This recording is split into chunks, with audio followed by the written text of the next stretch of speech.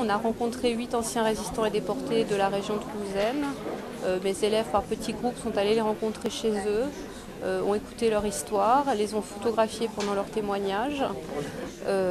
Et nous allons à partir de ça faire une bâche photographique de 85 mètres qui sera notre chemin de mémoire, le long duquel on va cheminer en se remémorant ce qui s'est passé et en essayant de réfléchir à l'avenir en fonction des enseignements du passé.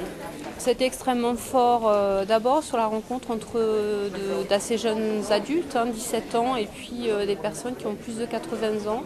Je redoutais un peu la rencontre et ça s'est très très bien passé, des réactions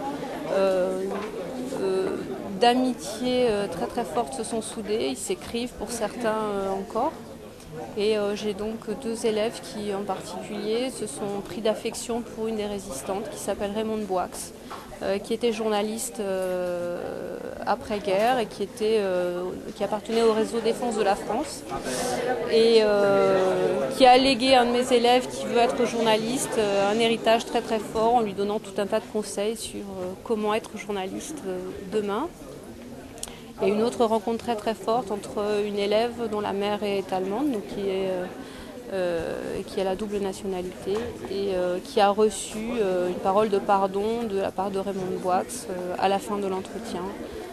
C'était vraiment extrêmement fort et ça a permis aussi dans les foyers de discuter sur le passé, le présent et sur l'avenir des relations franco-allemandes et des rancœurs qui pourraient éventuellement exister aujourd'hui.